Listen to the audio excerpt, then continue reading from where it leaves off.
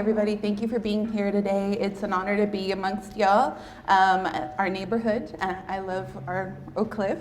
And today I just want to share a little bit about our story, how we started here in Oak Cliff in 2009. I think a lot of y'all might know the story. We were laid off, my mother and we opened up CocoAndré Chocolatier out of a need. Our family had, we were laid off. I had a high-paying job. I came crying to my mom one day and told her, hey, you know what? I just lost my job a week right after her being laid off as well. And we started CocoAndré out of a dream and a need, sorry. And because I was a single mother at that time. She had my youngest sister in college, and she had only known working with chocolate for her whole life. She worked for 25 years for a chocolate company. And she was watching TV one day and she's like, hey, you know what? I saw this cute gallery in Oak Cliff. Let's go visit it. And that's where our dream actually began. So we went to a gallery owned by the Pedraza brothers. I don't know if anybody's familiar with them. They used to have an art gallery on Davis Street, and where Bruto's is at now. And we walked in there, we told them, hey, we have a dream. We want to open a chocolate shop. We don't have any money. We only had maybe about $1,000 between us both to open this shop. And we were lucky enough to find our new old building. Savannah? Yeah. So I want to show y'all where we started. So this is where we started, at 831 West Davis, and it was across the street from Abruzzo's, and it was only $400 a month for the rent. So when people talk about growing with your neighborhood, and when they brought up this topic to me, it clicked. Like, we have definitely grown with our neighborhood. This is where we started. Somebody gave us an opportunity, and in an old little building, right? Like, just like Tyler Station, right? It was an old building, but it's given so many people opportunities. And that's what Oak Cliff is an opportunity to grow with your neighborhood and continue growing generational wealth for families or people that might have not had that opportunity. So I'm just very grateful for our first landlord, and that's where we started. Let me take my time. Let's see. Oh, my slideshow doesn't want to work. There it goes. Okay. And so I was just very, sorry, I'm a little out of practice on talking, but as y'all know me, I keep it natural, keep it cool. I try my best. But yes, so we started here with nothing, but it was definitely a change for our family. Fast forward to now, we're back at CocoAndré, and my mom and I have, because of this opportunity, we've gone to the White House, we've been speakers for Tory Burch, because we are building a community within this home that we bought, and also gave a platform to other businesses that don't have a brick and mortar. We have had so many markets for people that don't have businesses yet, or don't have a brick and mortar yet. We feature local goods from local people in the area that are makers, and Olmo is just going to be an extension of that at this point. Let's see. So at Olmo, we want to create a place where we also spotlight small businesses, and our mission is to share other small businesses that don't have a brick and mortar. Oh my gosh, I'm so out of it right now. Can I get 1 minute? Okay. I'm told y'all I have not done a speaking engagement for 3 years, and I'm like, and now right now all y'all eyes are on me, and I'm like, okay. I'm like, okay. So of course, CocoAndré has been, hosting a lot of events, markets. We have Dia de los Muertos coming up this weekend, and we've always provided a space where other people, where we can host community and events that maybe weren't going on in the area. When we started in Oak Cliff, there wasn't a Dia de los Muertos. When we started, we just had a whim. We saw a need that people didn't know too much about their traditions. So we started with 40 people at our little chocolate shop at 831 West Davis, and then it grew into the thousands now. So we are seeing that once we create these different events, also like Pride Oak Cliff, we've also created, again, another opportunity to engage with our local community. And this is what we want to keep doing at Olmo. So at Olmo, we want to, we want to work with local farmers. We want to work with local farmers, we want to work with local businesses, feature them, and then also use the produce and the things that we buy from local makers and farmers in the area and kind of reduce our waste, because we're starting to see that there's a change, right? We're starting to stop buying bulk. I know a lot of the families here, especially, we all kind of work, from, if you're a small business owner, you're working all the time, right? So sometimes you don't get to get dinner until like 8 o'clock at night. So, and we're noticing that there's a lot more waste happening, like especially in my household. I am like, okay, I'm gonna buy groceries for the whole week, and that doesn't happen. You don't use it, you don't end up making meals. So Olmo will be a place where you can actually go buy just what you need. Just like if you need 4 eggs to make waffles in the morning for your family, you can just walk right over, grab that, or you can just come sit down and have breakfast with us, because we'll also have a chef in-house that'll be making meals that are healthy options, because I know we don't have a lot of options here. I mean, we do have a lot of options, but they're kind of all the same right in our neighborhood, and we love how we're able to walk in this area. It's so walkable, so I'm glad that we'll be able to do that here and kind of reduce the waste of I'm going to reduce the waste of also by using the produce that we're going to be carrying. And also, I wanted to say we're also going to be having a lot of like bulk products, so that way, again, we're reducing plastic waste, we're reducing, just waste that has, now I think as I'm getting older, I'm noticing it more. I think when I was younger, I didn't notice as much, but now I see how important it is to do more for your neighborhood and your community. So that's my way of kind of like putting a little grain of salt into this world and like changing the way we live by reducing, creating a store that is walkable in your area. If you order your groceries online somewhere and you don't have a chance to, you forgot a tomato or they didn't drop off some sugar, you can just walk in here, grab that, chat with your local neighbor, and just engage in like neighborhood topics, right? So who doesn't want that? Like y'all have that here, right? So and it's really nice. So we just want to create an extension of what's going on in Oak Cliff at this point. Let's see. And then I just want to share also how, again, another landlord that we are working with now, Joe, Christopher, he's here. He gave us an opportunity. And again, I think people really need to start giving other small business entrepreneurs. I know everybody's like, oh, what's your business plan? What's this, what that, how did you do it? I always say, just go for it. One day my mom walks into Pizza Frida, like she likes the space next door. She comes and tells me about it. And then the next day we start talking to Joe, and by Friday we have our lease there. And we're just so grateful to him again for this opportunity, because again, it's an extension of like how we started again with CocoAndré. We started with nothing, and here I am. That building allowed me, after 12, 13 years, to now facilitate into this other space and create something different, and that will also again bring community to the neighborhood. We want to host markets. We want to work with, like I've said, with local farmers in the area. So I'm just grateful for that transition again. Let's see. I think that's it for right now. If you want to ask me questions, I think I'm more of a questions person. Yeah. Time for questions. So, y'all, do you have any questions for Cindy? Anything comes up? Yep. I'm sorry, is the Olmo Market open yet? No, it's not yet. So like I was telling Doug, I really don't like putting a date to anything, because things happen. So when I first started, I started eagerly thinking, hey, you know what? We're gonna open by October. So now I'm like, realistically, we're gonna open by December, because it's just a lot of things that have to be done, before it actually opens. And I want it to be done right. So I'm grateful that this time around, like when we started CocoAndré back then, we started with nothing and we didn't have a budget.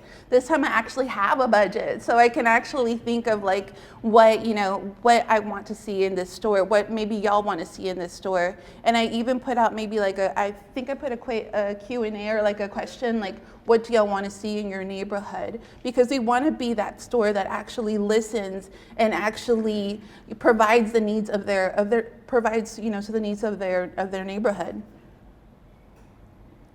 Great question. Any other questions? Yeah, Kelsey. Based on your experience, what would you say is like top 2 or 3 things a small business should look for when they're looking for a brick and mortar? When they're looking for a brick and mortar, first, is it in your budget? Is it sustainable? Because for the long, I mean, like I told you, we started with no money, and we were fortunate enough that the building that we started in was $400 a month, and that was very manageable, right? But if you come in with this dream of like, oh, I'm gonna get this rent for $3,000 a month, and then I have to make, you know, 4 times that to live off it and pay my staff, it's just not sustainable. I think now in this economy is like, as we've learned with the pandemic, things can happen. So I always tell people, find something that's realistic. If you're already doing pop-ups, stick to that. If it's making you money, stick to that as long as you can. Of course, there's always growth that happens. Maybe look for a warehouse, look for an unconventional form of a building to work in. Like you know, like Tyler Station is a great place, you know. There's a lot of businesses in here that, you know, that don't have, you know, their own brick and mortar, but this is working great because look how many people come into this building, into this space. So just look for different avenues to host your business if you're trying to find a brick and mortar. That's awesome. Saw another hand over this way. Any other questions? Yeah, Bettina? Not Yes. a question. Yes, ma'am. Really, I just wanted to let you know some of the impact you've had. Okay. I was born and raised in Germany, Yes. and there are a few things that I missed horribly when I came to this country, and one of them was really nice chocolate. Oh, thank you. Because it didn't exist. Mhm. It's just sweet, sugary, I don't know what stuff. So I was chocolate deprived until you started your shop. Oh, here in thank Oak you. Cliff. And it became my go-to present to people that were dissing Dallas, and Yeah. especially this neighborhood, because in 2009 it wasn't what it No, is it's not what it now. was. Yeah. And people were like, why are you living in this neighborhood? And I told them because it has the coolest people that do the most awesome They stuff. do. So you became my go-to present to bring to people in San Francisco and wherever, because I'm like, this is from my neighborhood. So I just wanted to let you know you are highly Oh, thank appreciated you. with what you've been doing, and you saved my occasional Oh, well, thank you You so know, much. life- And that's what I was. moment. Yeah, and that's a good point, because again, with Olmo, I want to do that because there's so many makers in the neighborhood, right? And there's so many people that have had to leave Oak Cliff, but I also want those people to get online and be able to, you know, come and pick up gifts for, you know, we can ship them to them. So, you know, and still make again that connection still, and they can still, you know, reconnect with Oak Cliff maybe virtually. So, or you can send a gift to somebody out of state easily again, but with local, more than just chocolate, right? We'll have more products made by different people. So that's a great connection. Thank you. Anybody else? Yeah. Sure. One of the unique things I think about where CocoAndré is you're on the outskirts of Bishop Arts, and Yeah. you're right next to people's homes. Like you have Yes. actual neighbors who are living there So, in their own homes still. So can you talk a little bit about like that interaction of being a business in a neighborhood with immediate neighbors, and how you're a good neighbor to them, how they're a good neighbor to you?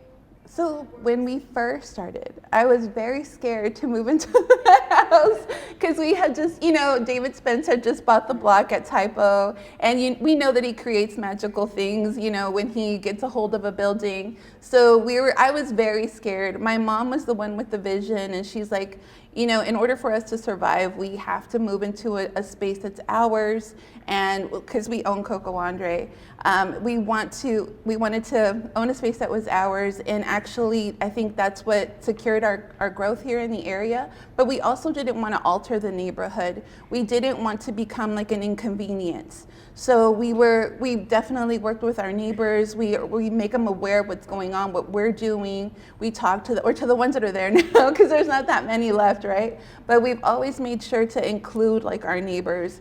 And I think it's become, for a long time I was even kind of sad that we were kind of like the Lone Rangers of the block, right? We're not in Bishop Arts, we're not in Typo, but now it's become a destination, and people really have taken to CocoAndré because it is the shape of the house, it is the family that runs it, it is welcoming. So I think for us it was just becoming more part of the neighborhood instead of just an intrusion, maybe just see something that was for tourists or whatnot. It's become something that resonates with everybody, and that's always been our goal with our business, is to be for everybody. We don't want to exclude anybody. We don't want to exclude people based on their amount of wealth or whatnot.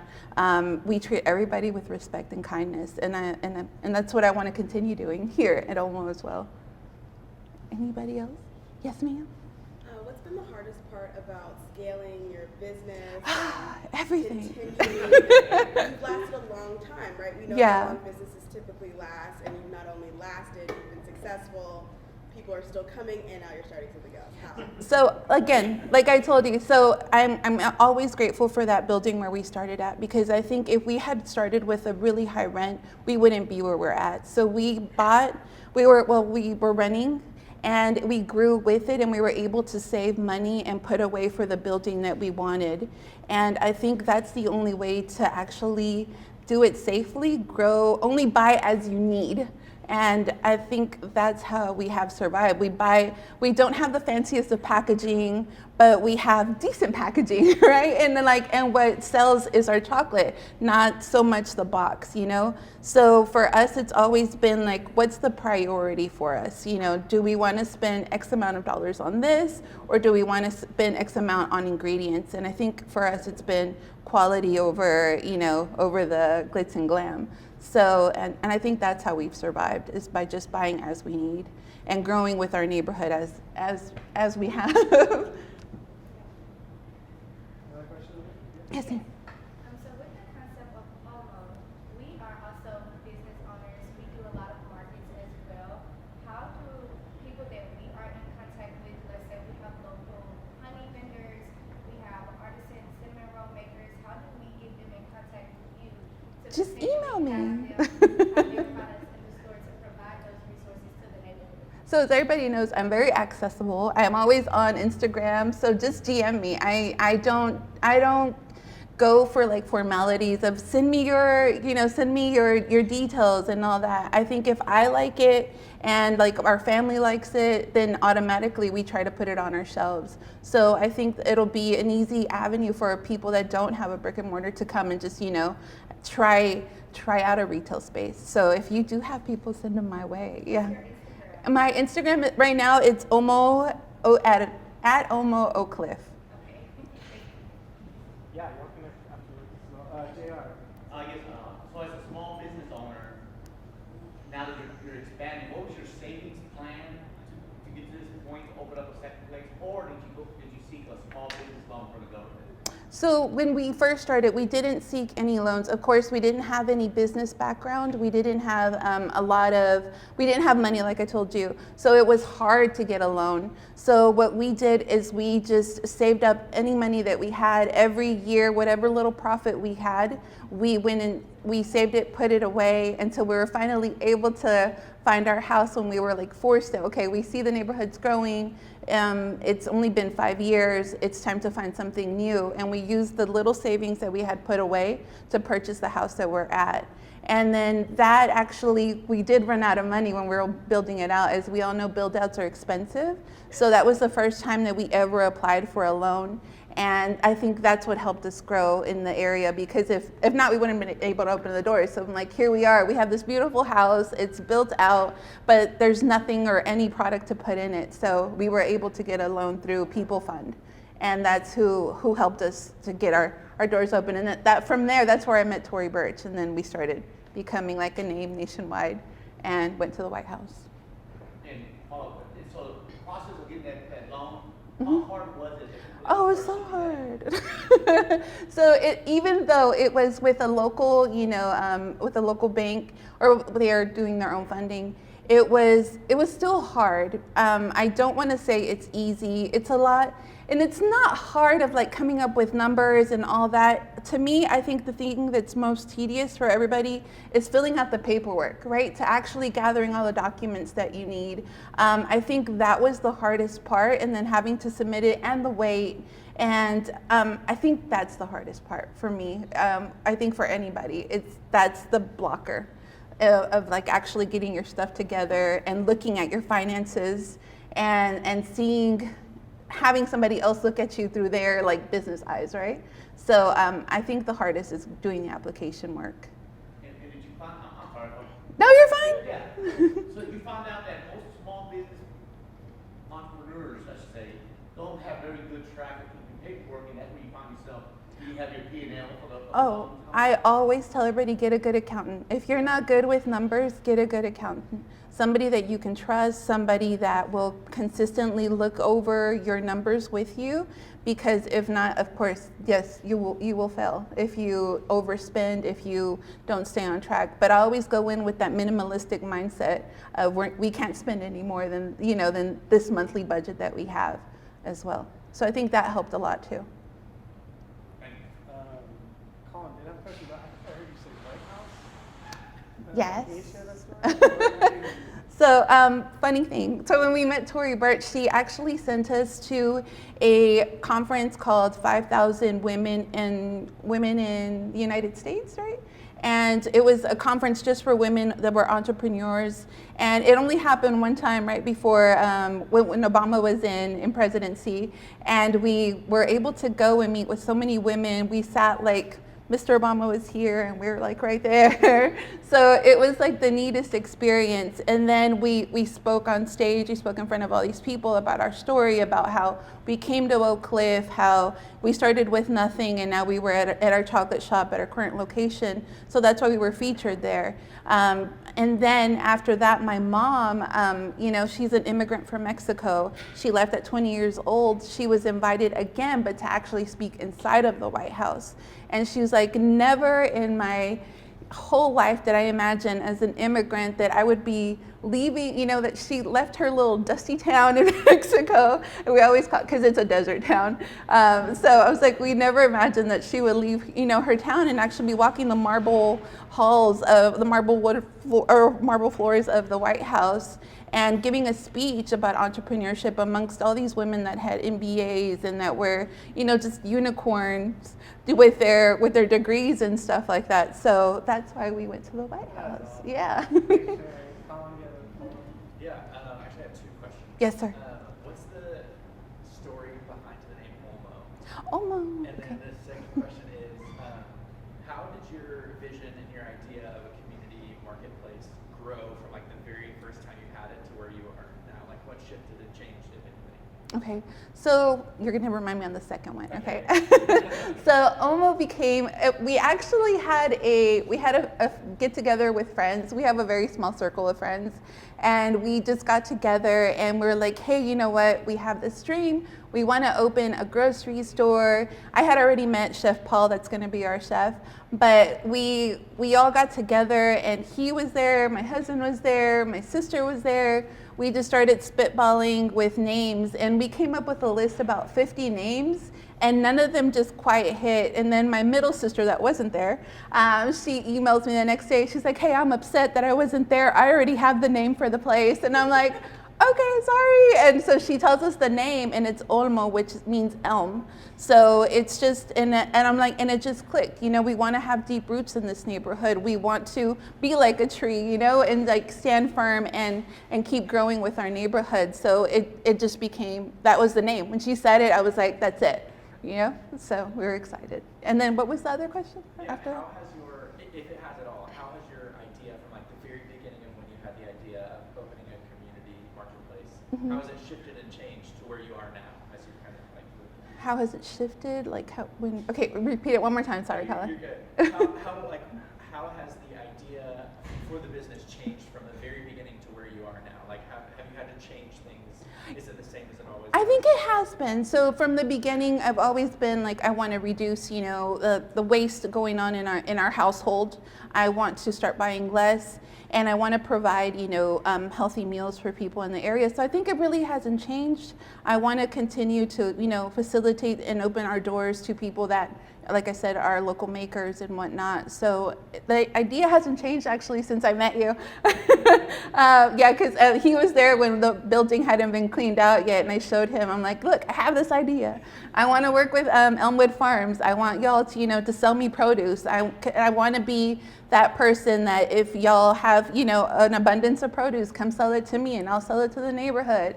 So, and I also want, you know, gardeners in the area that might grow herbs, that might grow, you know, their own vegetables. If they want to, come drop them off and you'll get a store credit. And, you know, and you'll be able to buy other things that you need. So it's, again, it's an exchange and again, a way of the neighborhood taking care of one another. Because I know as when you have younger kids, when you're a younger family, you don't have time to like, you want to eat healthy, you want to, you know, you want to source organic produce, but also your budget might not allow you. So so I want to be that place where you can buy that from local people in your area that also care about their neighborhood and what they're eating. So they're going to share it with you.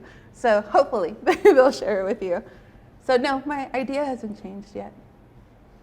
Any more questions? Great. Yeah. Do you want to share just a little bit about the festival? I believe it's this next weekend. Oh yeah, so our Dia de los Muertos event is November the 5th, tomorrow from 4, I know, I'm like, it feels like it's still like 2 days away from me, but yeah, it's tomorrow from 4 to 10. I welcome you all. It is a community event. You're welcome to bring photos for your loved ones, to place on our community altar. We'll have dancers. We work closely with Oak Cliff Cultural Center and Ralph Tamayo there, and he brings all kinds of performers to our shop.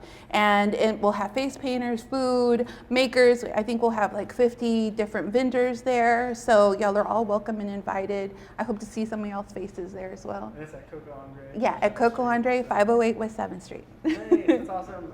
Cindy's gonna be around to ask more questions And in I'm the back if you want. And I'm sorry I was kind of nervous. I like Q&As better. You're Yes. good. You're good. Let's thank her again.